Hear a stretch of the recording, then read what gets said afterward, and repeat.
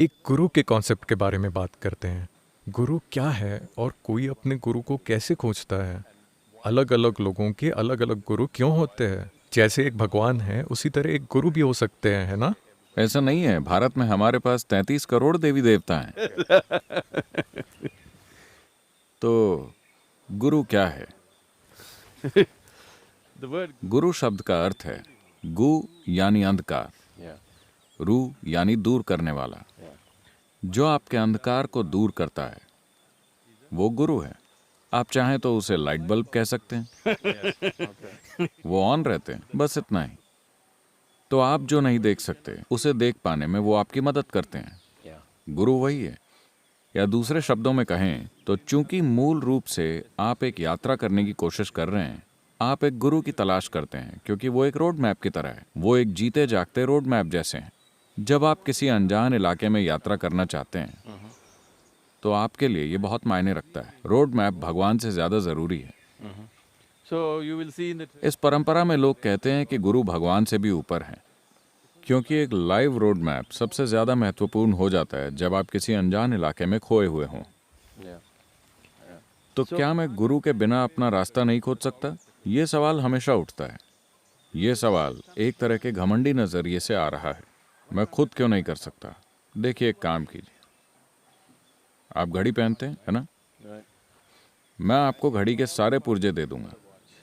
आप अपनी घड़ी खुद बनाइए। मैं आपको कंप्यूटर या स्पेसक्राफ्ट बनाने को नहीं कह रहा हूं। मैं एक घड़ी जैसी आसान सी चीज कह रहा हूं। आजकल ज्यादातर लोग घड़ी नहीं पहनते क्योंकि वो अपने फोन या कंप्यूटर में टाइम देख लेते हैं। तो ऐसी एक पुराने जमाने की मशीन, मैं आपको सारे पुर्जे दे दूंगा। आप इसे जोड़ के दिखाइए। हो सकता है कि आपका पूरा जीवन लग जाए, है ना? इतनी सीधी सादी चीज। तो आप घड़ी के लिए घड़ी साज के पास जाते हैं। तो जो चीज आप नहीं जानते उसके लिए गुरु के पास जाने में आपको क्या दिक्कत है? हाँ, लेकिन यहाँ पर बात थोड़ी अलग है। अब जब मैं ईशा में घूमता हूँ तो मैंने ज़्यादातर लोगों में जो पाया है उससे बयान करने के लिए मेरे पास सबसे करीबी शब्द है भक्ति। कुछ लोग इसे पूजा कहेंगे। अब जब आपको कोई गुरु मिल जाता है तो ये चीज़ बौद्धिक स्तर पर नहीं रहती। घड़ी बनाना बुद्धि का काम हो सकता है, लेकिन खुद को खोजना या कुछ दिव्य तलाशना या उस दिव्यता के साथ जीना, ये कॉन्सेप्ट क्या है? भक्ति और पूजा के साथ आपका क्या रिश्ता है? क्या आपका गुरु बिना उस दिव्यता के भाव की आपकी मदद कर सकता है जो हम गुरु में पाते हैं? तो मैंने 3 शब्दों का इस्तेमाल किया है: पूजा, भक्ति और बौद्धिक।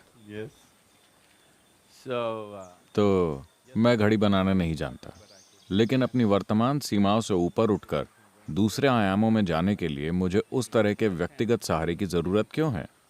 क्योंकि घड़ी अलग चीज है, लेकिन गुरु आपके ऊपर काम कर रहा है। ठीक है? क्योंकि आप यहाँ सब्जेक्ट हैं, न कि कोई दूसरा ऑब्जेक्ट। तो आप यहाँ जो भक्ति या समर्पण देख रहे हैं, आपको एक बात समझनी होगी। हम किसी भी मौके पर भक्ति न तो सिखा रहे हैं, न ही उसे बढ़ावा दे रहे हैं। लेकिन लोग इस पूरी चीज से इतने अभिभूत इसलिए लगते हैं क्योंकि मान लीजिए कि आप किसी रेगिस्तान में हैं और आप वाकई में बहुत प्यासे हैं। इतने प्यासे कि आपको लगा कि आप मर जाएंगे। अगर कोई आपको पानी का एक गिलास देता है तो क्या यह स्वाभाविक नहीं है कि आप उसके आगे सर झुका लेंगे? आपके मन में ये विचार नहीं आते, ओ ये तो भगवान है। ऐसा तभी होगा अगर आपको उस तरह सिखाया गया है, वरना बस एक इंसान के तौर पर, बस आभार के भाव के कारण क्या आप अभिभूत होकर उसके आगे नहीं झुकेंगे? तो आप यहाँ जो देखते हैं वो बस यही है।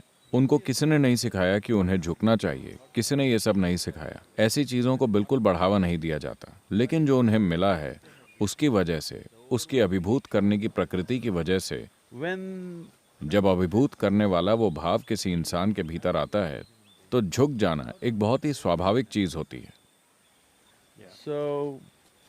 मैं आपसे ये सवाल पूछना चाहता हूँ, ऐसा क्यों है कि जिस पल कोई ये सोचना शुरू करता है कि वो एक बुद्ध जीवी है, वो भक्ति के खिलाफ हो जाता है?